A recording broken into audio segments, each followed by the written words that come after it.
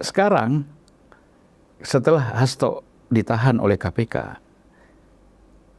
yang diserang adalah Prabowo, ya kan? Bahwa dengan menyatakan tidak ikut retreat kepala daerah dari PDIP, itu kan berarti secara tidak langsung menyerang Prabowo, ya kan? Jadi sekarang dua front yang dihadapi oleh PDIP, frontnya Jokowi, frontnya Prabowo. Ya. Walaupun sebenarnya Prabowo sama Jokowi itu satu front juga. Ini kok langsung mengambil keputusan kepala daerah jangan ikut. Ini justru kalau saya melihat yang mempolitisasi hukum itu adalah PDIP, bukan KPK. Kita cabut kartu anggotanya, dia tetap wali kota, tetap bupati, tetap gubernur. Mau ngapain? Harusnya itu menjadi milik kita dan kekuatan kita untuk pemilu 2029 menjadi nol. Kan rugi.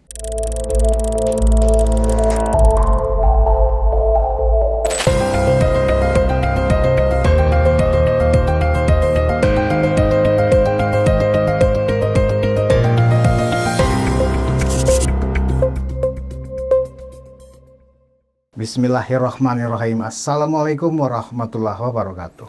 Waalaikumsalam warahmatullahi wabarakatuh. Penonton Zulfan Linden Review, kita ketemu lagi di program Zulfan Linden Review episode ketiga. Kita hari ini memasuki pekan ketiga Februari 2025. Dan seperti biasa, program ini membahas isu sepekan. Nah, isu sepekan yang paling kuat hari ini adalah pasca penahanan Sekjen PDIP Hasto Kristianto oleh KPK, ternyata dapat reaksi keras dari PDIP, khususnya dari Ibu Ketua Umum. Dan kita mendengar sama-sama hari ini harusnya retreat dimulai di Magelang, tanggal 21 Februari. Seluruh kepala daerah dari PDIP itu diinstruksikan untuk ditunda dulu untuk tidak bergabung. Padahal kan seluruh kepala daerah itu kemarin sebanyak 961 kepala daerah dari gubernur, wakil gubernur, bupati, wakil bupati, wali kota, wakil wali kota sudah dilantik oleh presiden. Artinya apa? Setelah dilantik, mereka itu adalah menjadi aparat negara, ya, yang harus berkoordinasi dengan presiden. Jadi atasan dari kepala daerah itu harusnya adalah presiden. Nah, tetapi dengan instruksi ketua umum ini dan dari pantauan kita terakhir benar terlihat sebanyak 126 kepala daerah dari PDIP itu menunda untuk bergabung ke Magelang untuk memelihara retreat hari ini. Dan untuk menanggapi ini, seperti biasa, politisi senior, mentor banyak aktivis akan memberikan responnya atas sikap PDIP ini. Dan kebetulan Bang Zulfan Lindan ini adalah mantan orang dekat dari Bu Mega juga sebenarnya. Apa kabar, Bang? Siap. Abang kayak senyum-senyum aja melihat perkembangan PDIP akhir-akhir ini. Nah ini Bang, seperti yang tadi kita gambarkan Bang. Ini semuanya orang menunggu-nunggu nih. Ini maksudnya apa Bu Ketum? Ya kan? Dan Presiden Prabowo juga harus bersikap. Apakah dengan tidak bolehnya bergabung 126 kepala daerah untuk mengikuti, ini kan sudah ikut program pemerintah nih. Sesuai dengan arahan dari presiden. Mereka semuanya termasuk sebelumnya kan menteri juga, wakil menteri juga kan retreat juga di Magelang. Dan ini kepala daerah setelah dilantik juga retreat juga. Tetapi karena penahanan Hasto, kalau kita dengar di warung kopi, istilahnya begini Bang, Bu Mega lagi ngambek. Tapi kalau ngambek kenapa kok urusannya jadi urusan ke negara dibawa-bawa? Ya namanya ibu-ibu. Ya kan? Bukan ibu-ibu kali Bang, nenek-nenek ini istilahnya. Gimana Bang? Ini sehat nggak sih Bang? Ya sebenarnya begini ya, kalau kita lihat latar belakang dulu. Ya. Latar belakang ini Megawati dan PDIP itu yakin betul bahwa Hasto tidak bersalah. Itu kan keyakinannya dulu. Betul. Ya, kemudian setelah dipanggil KPK, masuk pra-peradilan, ditolak oleh pra-peradilan, lalu mereka juga yakin Hasto tidak akan ditahan, walaupun sudah jadi tersangka, kan gitu. Karena dianggap KPK itu takut, ya kan? Dan selalu yang dilemparkan isu itu adalah bahwa ini ada kriminalisasi. Ada tangan Jokowi di sini. Padahal Jokowi kan sudah tidak presiden lagi. Apa urusannya sama Jokowi? Ya kan?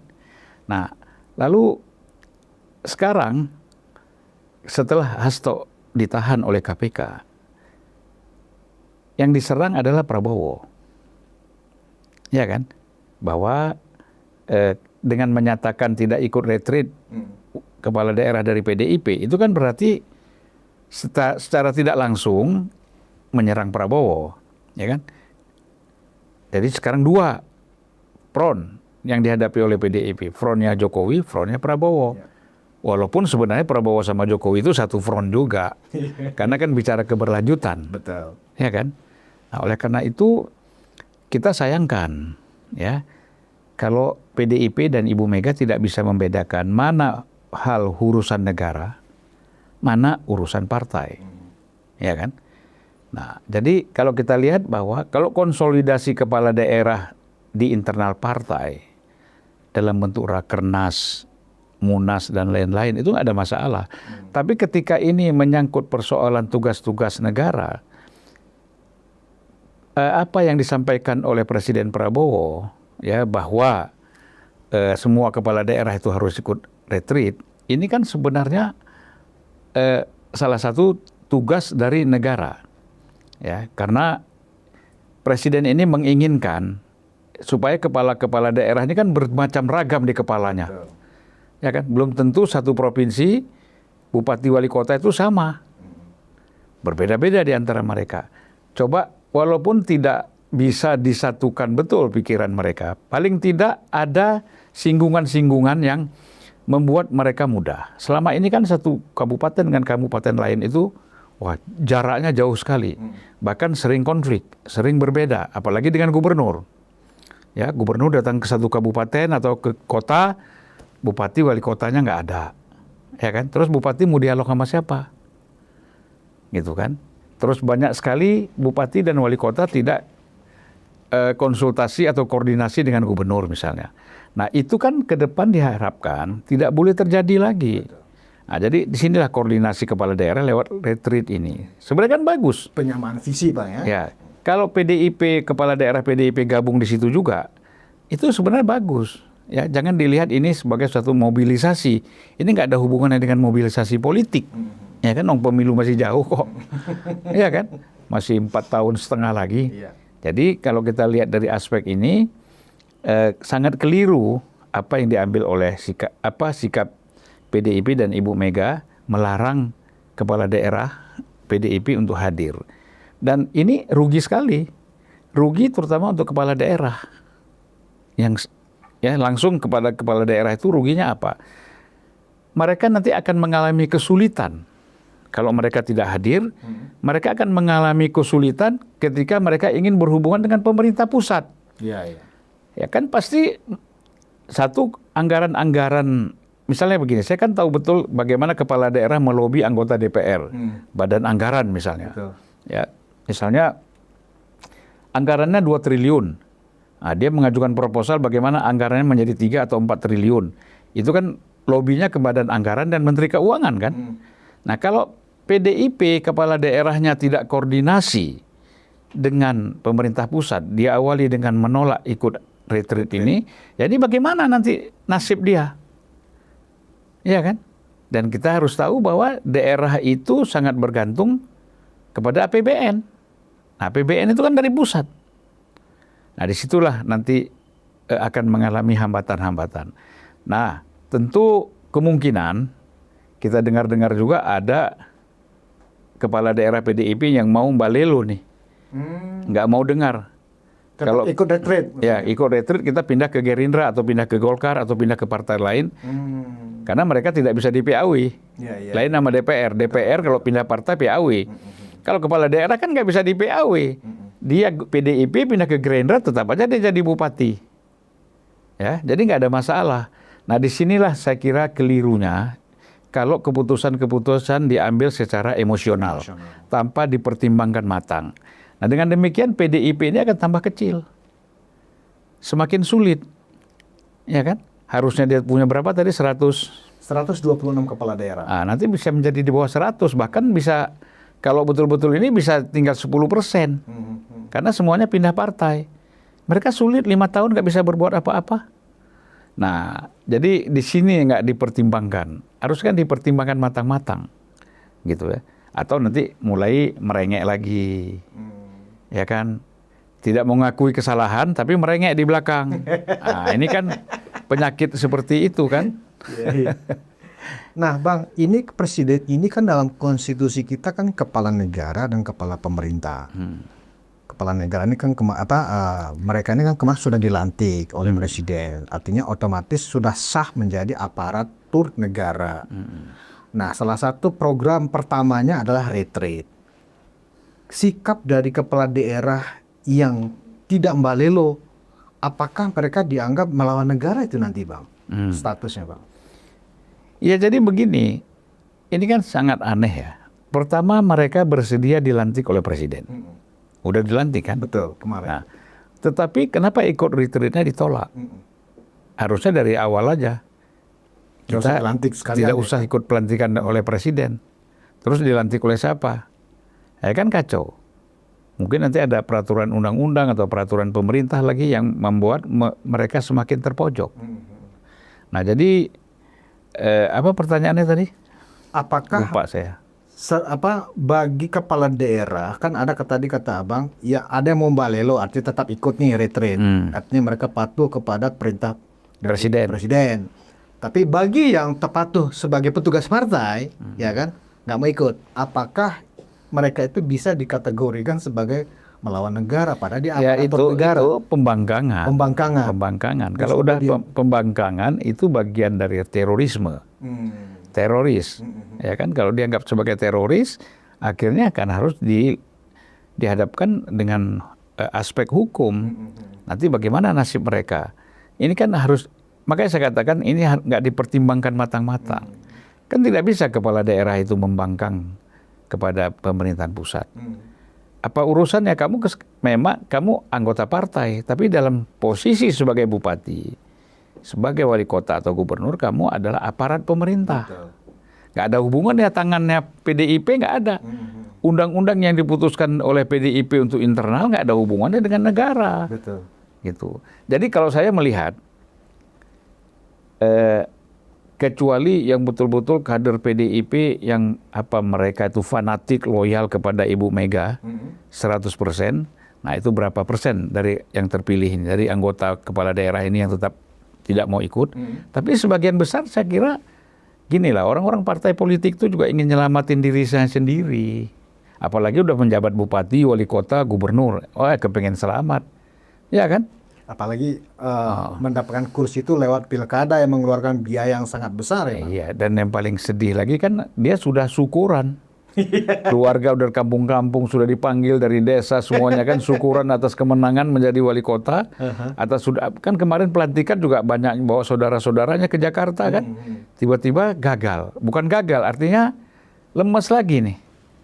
Lemot lagi nih jadi bupati, wali kota dan gubernur ini. Kan artinya semangatnya menurun, ya kan, kebanggaannya sebagai kepala daerah menjadi menurun. Nah ini saya tidak yakin ya sebagian besar itu akan menolak ikut retreat. Sebagian besar kita yakin ikut, gitu loh. Nah, nanti kan memang kesadaran belakangan itu muncul. Ya sudahlah, diam-diam ikut aja retreat kan gitu. Dari PDIP kan akan begitu nanti kan. Cuman statementnya kan ingin menunjukkan hebat, jangan ikut gitu kan. Tapi di belakang ikut aja. Bisa begitu kan? Bisa begitu ya. Namanya politik ya enggak. Namanya teh. Sebenarnya Bang, kalau dilihat dari aspek untuk meraih simpati, ya kan? Apakah sikap Bu Mega ini sebenarnya dimaksudkan untuk melihatkan sikap dignity sebagai seorang ketua umum partai besar, dan kemudian dengan demikian Bu Mega berharap akan mendapatkan aplaus dari publik, atau justru sebaliknya menurut Abang dengan sikap nggak bisa, karena kan gini, bagaimana mau dapat aplaus dari publik? Persoalannya disebabkan oleh kasus hukum, ya. Institusi hukum KPK itu menahan Hasto setelah diperiksa panjang, setelah pra-peradilan, dikasih kebebasan. Yang mana kalau yang lain belum hari ini ditangkap, hari ini dijadikan tersangka, hari ini ditahan. Tapi Hasto ini kan udah diulur panjang lah. Panjang, sampai bisa pra-peradilan. Betul. Ya kan? Nah sekarang kan mau majukan lagi pra-peradilan. Karena kemarin alasannya kurang teknis lah. Ya. Nah, oleh karena itu di sini kalau kita lihat bahwa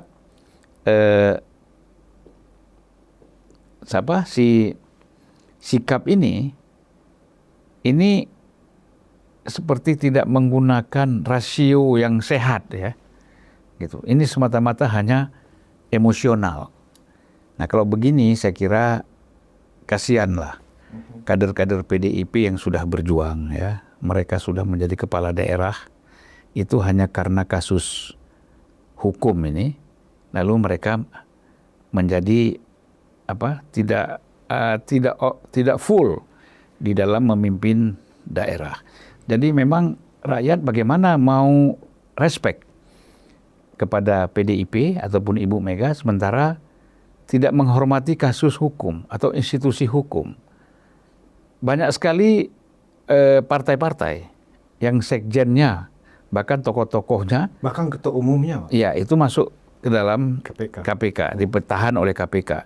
Nasdem, Golkar, apalagi kalau ketua umum siapa ya? Setia Novanto. Setia Novanto misalnya, semua terima, ya kan? PKS, presiden PKS, presiden PKS ya.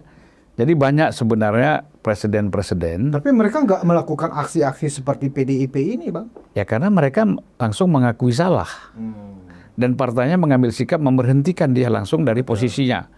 Nah, kalau PDIP kan enggak. Nah, jadi ini semata-mata karena hubungan di samping Hasto hubungan organisatoris sebagai sekjen, mungkin secara pribadi juga kita nggak tahu sangat dekat dengan Ibu Mega, ada urusan-urusan sifatnya sangat personal, ya, sehingga personal ini dalam konteks misalnya menjadi orang kepercayaan dan macam-macam sehingga tidak bisa diterima.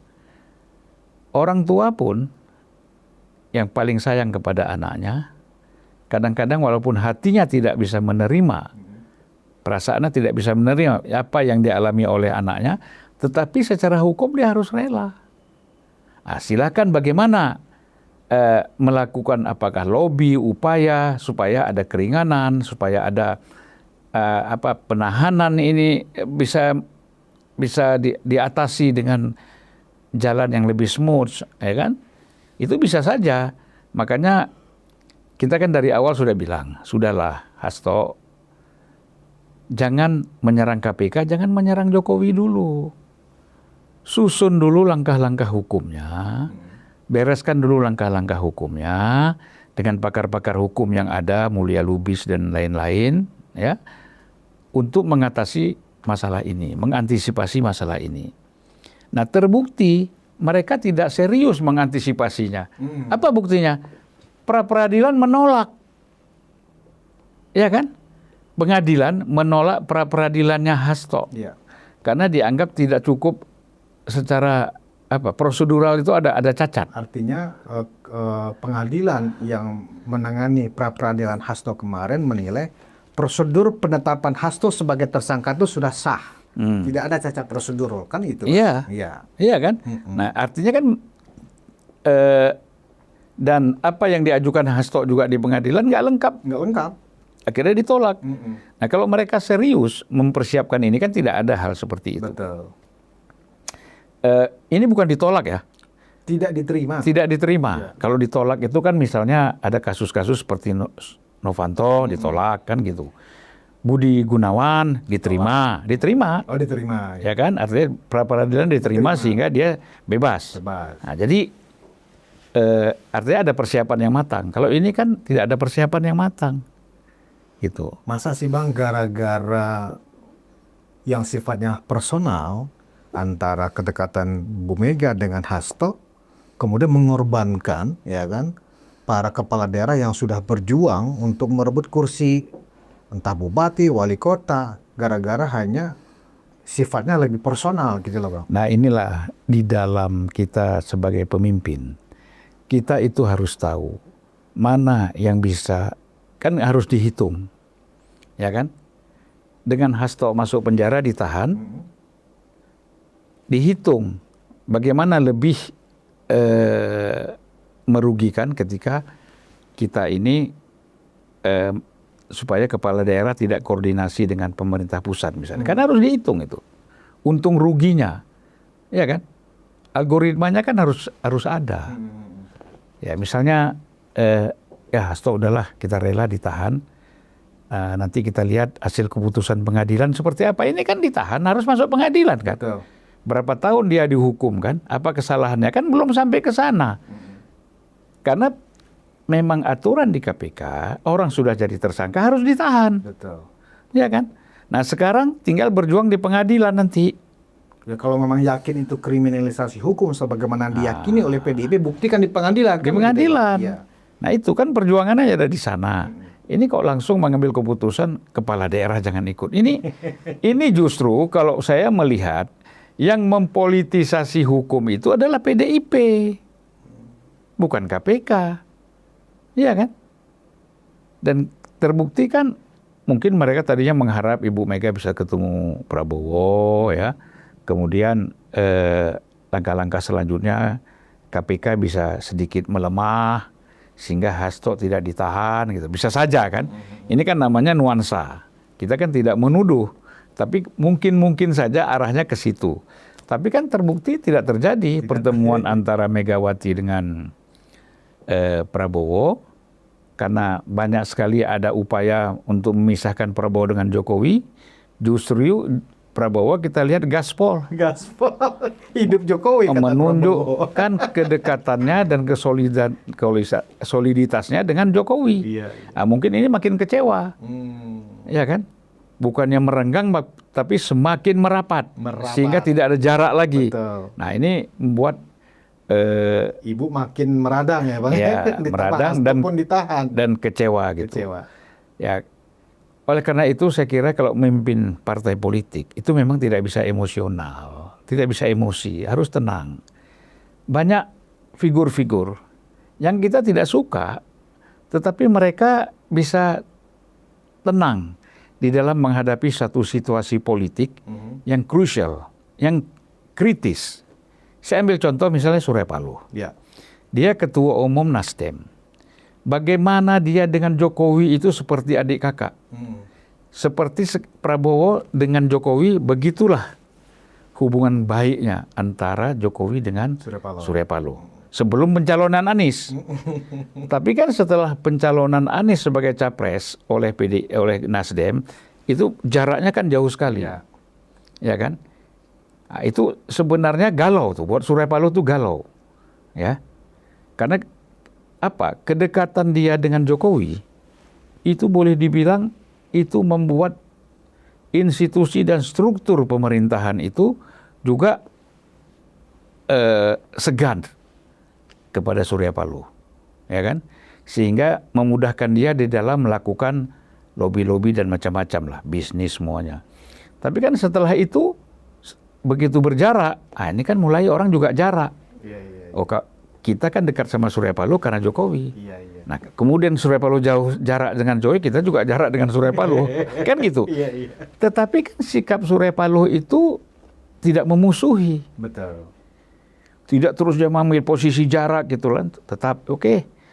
Pilkada dukung siapa? Ridwan Kamil. Nasdem ikut di situ, ya kan? Ikut koalisi pemerintah plus Kim plus ikut gitu. Ya kan? Santai aja. Memang ya sudah, kita memang Surya Paloh tuh bilang sama saya. Kan ketika dia ketemu Jokowi untuk menyodorkan Ganjar dan Anies pasangan, Jokowi kan menolak Anies dan menerima Ganjar. Waktu itu hubungan PDI dan Ganjar dengan Jokowi masih dekat. Terus gimana Bang? Kalau Anies ditolak oleh Jokowi, kita jalan aja Van. Oh ya, resikonya bagaimana? Saya bilang, udahlah sekali-sekali kita hadapin juga resiko ini kan itu. Nah, dia sudah siap. Oleh karena itu dalam menghadapi situasi ini dia santai aja. Memang dia sudah tahu kok. Saya akan menghadapi A, B, C, D sampai Z-nya dia udah tahu. ya sudah, ya kan? Nah, kemudian bagaimana? Dia juga tidak mau mengganggu pemerintahan Prabowo, dan dia juga tidak mau diganggu. Akhirnya koordinasi aja dengan pemerintahan Prabowo kan. Nah itu saya lihat itu ciri-ciri seorang figur ketua umum partai yang matang, gitu. Menghadapi satu situasi yang dia alami cukup berat, ya. Nah, sebaliknya Ibu Mega ini kan punya nama besar, pernah menjadi presiden, tetapi sikap politiknya itu menurut saya nggak matang, ya kan? Emosional. Kalau orang bilang, inilah sifat-sifat wanita dan keibuan, salah juga. Apakah setiap perempuan seperti itu? Enggak juga. Apa setiap ibu seperti itu kalau menjadi pimpinan politik? Kita bisa tanya Dea nanti. Iya kan? Nah. Kalau istilah anak sekarang, baperan bang, setelah. Iya. Apa itu pakai hati, kan gitu. Padahal kan ini urusan negara, Pak. Urusan negara, seorang ketua umum partai besar nggak boleh baperan. Benar kata abang. Ya katanya kan kalau wanita itu terganggu kalau dia datang masa haid, emosinya tinggi. Kan Ibu Mega kan dari usia segitu udah selesai. Iya. Bang terakhir nih bang. Kok tahu kok selesai dari mana? Ya kan umur ibu sudah di atas kepala 7 bang. Oh iya gitu. Iya ya. kan. Ya. Secara medis ya? Iya, secara alur biologisnya kan udah selesai pak kalau umur segitu. Ya. Nah, tapi itu menurut saya ibu itu memang bawaan sih, nggak ada hubungan. Kalau waktu muda pun dia seperti itu, gitu ya. Ya kalau keputusan dia mau A. Dulu kan saya ingat betul, ketika Gus Dur sudah terpilih jadi presiden, ya kan, kita minta dia menjadi wakil presiden, itu keras, kekeh nggak mau, nggak mau. Terus dia bilang sama saya, aku mau maju wakil presiden. Kalau aku dicalonkan bukan oleh PDIP. Wah, cari-cari kita. Akhirnya Gus Dur dan Matori Abdul Jalil setuju mencalonkan Mega sebagai wakil presiden dari PKB. Baru dia mau. Oh. Terus dia tulis sama saya satu kotak rokok gudang garam itu kan ada kertas timahnya itu. Betul. Tulis di situ, depan sini, mana pulpen. Saya bersedia menjadi wakil presiden dari yang dicalonkan PKB. Itu saya kasih. Gitu kan. Tanda tangan Megawati kan, udah maju dia. Jadi itu spesifik sekali.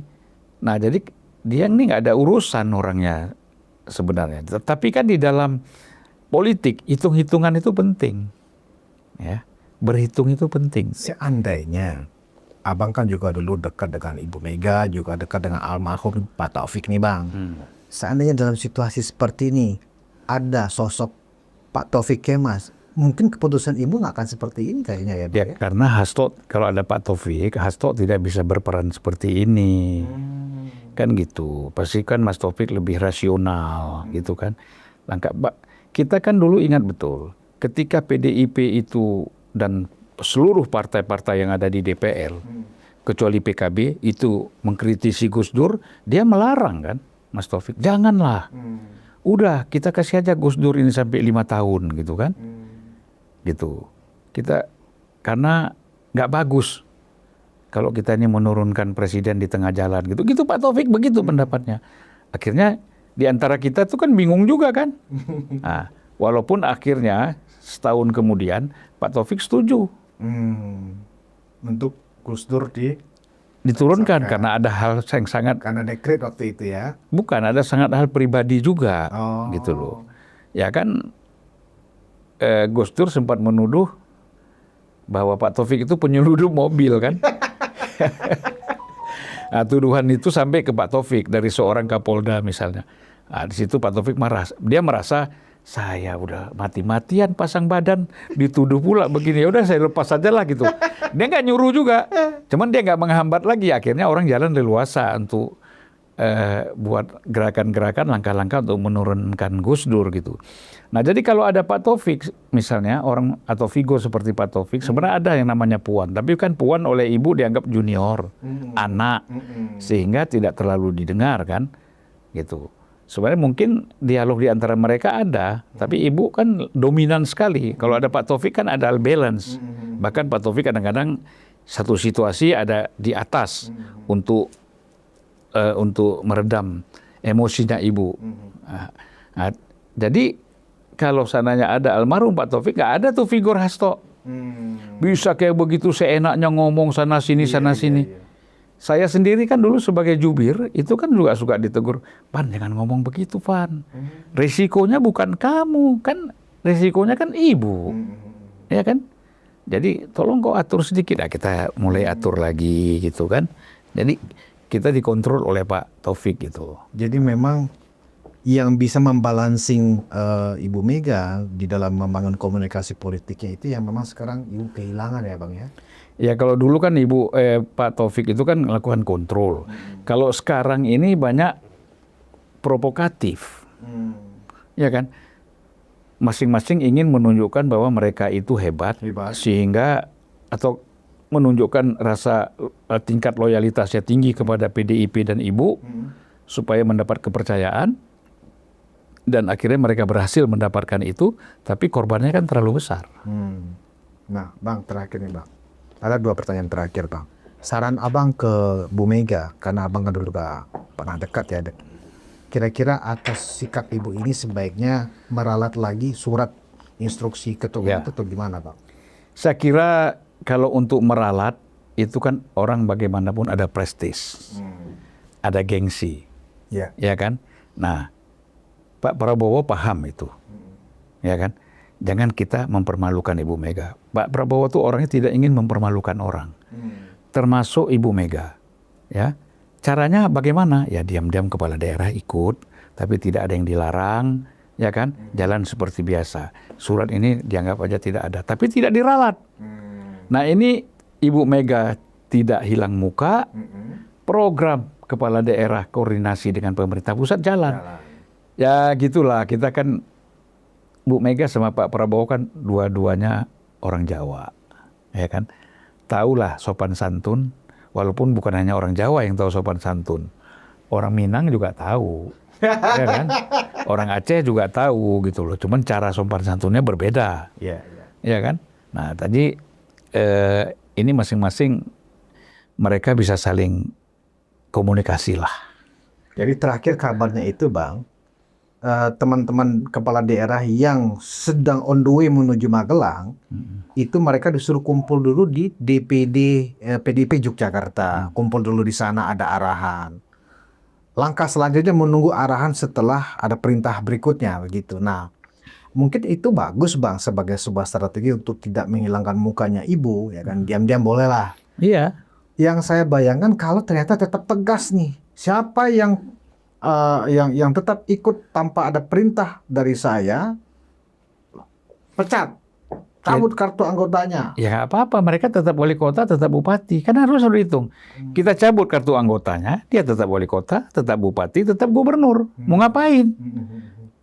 Harusnya itu menjadi milik kita dan kekuatan kita untuk pemilu 2029 menjadi 0. Kan rugi. Betul. Atau menjadi 100% menjadi 10%. Nah, ini kalau kita bicara politik jangka panjang, jangka menengah. Jangan pikir sekarang, pokoknya harus begini. Nah ini saya kira ya, orang seperti Ibu Mega juga dalam beberapa hari akan kontemplasi. Ya, dia kan suka juga kontemplasi, mungkin datang lagi ke Istana Bogor. Bukan Bogor. Ke Batu Tulis lagi. Batu Tulis lagi barangkali ya. Atau istilah dia bisa dialog sama Bung Karno, nah, mungkin mendapatkan wangsit atau informasi bisa berubah kan gitu. Kan orang macam-macam cara, ya kan. Kalau orang Padang datang ke Buya Hamka misalnya, ya kan. Atau merenung di pinggir Danau Singkara. Orang Aceh kita nggak tahu lah. Saya walaupun orang Aceh di mana orang Aceh itu kalau merenung itu kontemplasi. Nah, Bang, sikap Presiden Prabowo dengan keputusan atau instruksi Bu Mega ini bagaimana Bang? Saya membayangkan ada 2 hal yang akan diambil oleh Presiden Prabowo. Kalau gini, itu pertanyaannya. Kalau Pak Jokowi jawabnya apa? Tanya sama Prabowo dong. Jangan tanya saya, tanya Pak Prabowo dong.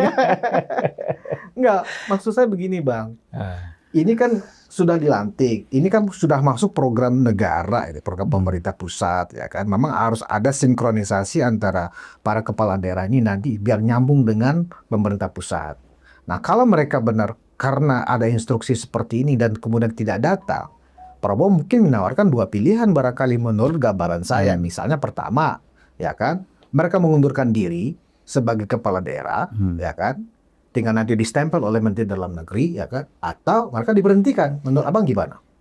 Presiden itu nggak bisa memberhentikan kepala daerah, ya kan? Kecuali kalau mereka korupsi, gitu loh. Nah, kalau nanti misalnya mereka tetap ada di antara kepala daerah itu yang membangkang, nanti dilihat apakah ada aturan hukum yang bisa menghukum mereka, kan gitu. Nah, tapi paling tidak kalau mereka tetap begitu, mereka ini akan pindah partai, ya kan? Nah, sekarang Gerindra sebagai partai yang leading, partainya presiden, mungkin banyak yang bergabung dengan Gerindra, gitu kan? Visinya memang nasionalis kan gitu. Nah, di situ menurut saya banyak langkah lah. Tapi kita mengharapkan kepala daerah PDIP itu tetap bergabung, ya, dan mereka tetap tidak diberhentikan dari anggota PDIP, tetap berjalan seperti biasa. Nah, persoalan surat peringatan dari Ibu Mega itu, instruksi Ibu Mega itu ada tapi tiada. Ada tapi tiada. Menyelamatkan muka, tapi juga tidak mengganggu program pemerintah. Ya. Itu ya Bang ya. Baik, Bang Zulfan Lindan. Terima kasih Bang. Sama-sama. Penonton Zulfan Lindan Review, itu perspektif dari Bang Zulfan dan Bu Mega sebagai teman baiknya Bang Zulfan mungkin mendengar video ini supaya ini juga bisa menjadi bagian dari masukan. Ibu mungkin merenung ke batu tulis dan biarkan antara Anda dan tiada. Terima kasih atas perhatian Anda. Wassalamualaikum warahmatullahi wabarakatuh.